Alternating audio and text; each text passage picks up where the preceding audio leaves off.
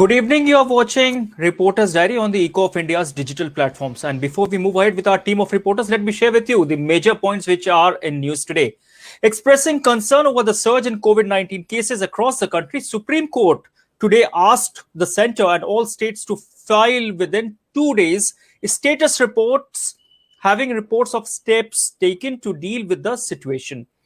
The pandemic situation in Delhi has worsened and it has gone out of control in Gujarat, the apex court observed today. Taking note of the spike in cases in Maharashtra, it said authorities have to take steps and prepare for the worst for December. Prime Minister Narendra Modi today said the last 6 years have been historic for the development of India.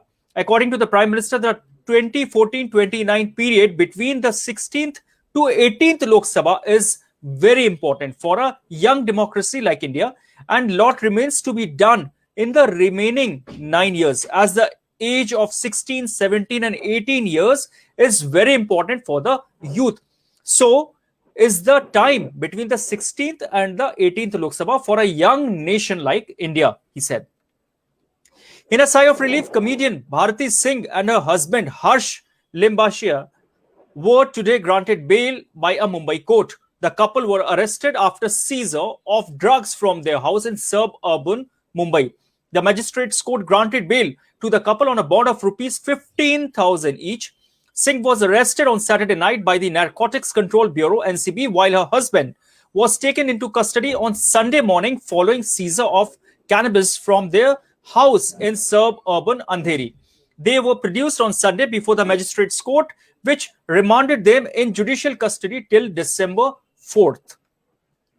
Union Finance Minister Nirmala Sitharaman today claimed that India has turned the crisis created by COVID-19 pandemic into an opportunity to push the economic reforms which remained pending for decades, and assured the industry that momentum of economic reforms will continue to make the country a hotspot of global investment.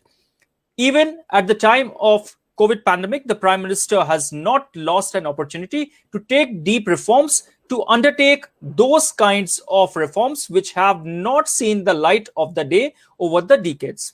The momentum for reforms shall continue. Several more active reform-related steps are being taken up, Sitharaman said.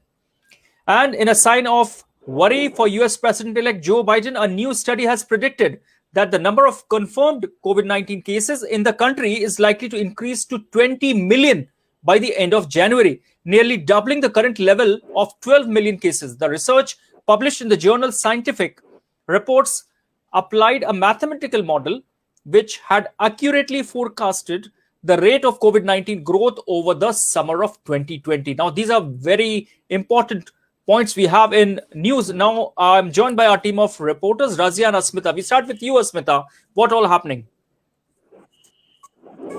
Hi, Safi. The news from Kolkata I would like to share is that in a major boost for the Trinamool Congress, AIM's West Bengal unit Chief Anwar Pasa, along with a group of his followers, today joined the TMC, saying it was under Chief Minister Mamata Banerjee that they would fight the BJP in next year's assembly elections. And Safi Pasa also said that AIM helped polarize vote in Bihar, which resulted in the NDA winning the election there. And another news that I have from the hills, while the COVID pandemic has forced all education institutions to take to online classes, and students of Jangli Kotha under Mohargaon Tea State, just a few kilometers away from Shiliguri, are having problems of receiving lessons because of poor internet connections. And because of that, they have to traverse a riverside road through a forest, is infested with wild animals, to a place where they can get the connections clearly. And that way they have to carry all their study materials and cell phones to the area. That's all from my side. All right, Asmita, thank you so much. Yes, Razia, what's happening in Port Blair? Good evening, Shafi. Shafi, I would like to start with the Sri Lankan Tamil settlers at Kachal Island. Nearly 242 Sri Lankan Tamil settler families of Kachal Island are all set to sit in a relay hunger strike as their long pending demand were not yet fulfilled by the Andaman administration. Protesting families alleged they did candle march protest, chakka jam, and submitted the ration card, election card, and other government issued document to the special relief officer in the last 5 days. But nothing happened, and now they said no other option left, and they decided to go for a relay hunger strike. I would like to explain on this. The government of India, under the rehabilitation package scheme, Shastri Shrimao Bandaranayaka Pact of 1964 had settled around 48 Sri Lankan Tamil families in tribal island Kachal of Nicobar groups in the year 1974 and 76 and given employment in daily wages with half-hectare land without any legal rights in Andaman and Nicobar plantation rubber board. Over the year, the rubber board plantation became a loss-making unit. Moreover, being a tribal island for the third generation, descendants of the Sri Lankan Tamil settlers, it has become impossible to carry out any kind of business or purchase land for the secure future. They are now demanding a permanent settlement package like other group of settlers have been given by the government.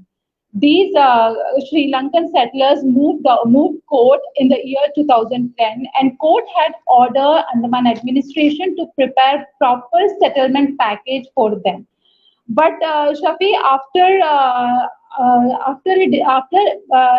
the package, there is people denied because they received from Andaman administration only 200 square meter land and a tsunami shelter at Little Andaman. So they denied this, and they demanded the administration assured them in 2018 that they will be provided 1 hectare land and first Sri Lankan said 1 hectare land, but they did not get it. So they are demanding, they said they may go for a relay hunger strike if their demands are not fulfilled.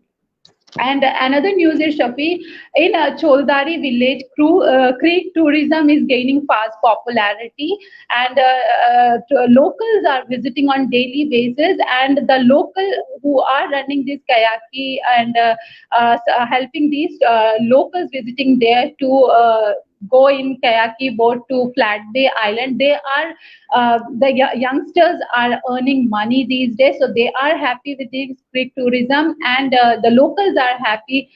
Some new spots are open in Choldari village, so that on the weekends they can visit these tourist spots. The charges are for locals it's 500 rupees, and for the tourists and for the foreigners it's 1,500 and 3,500 if they are going till Viper Islands.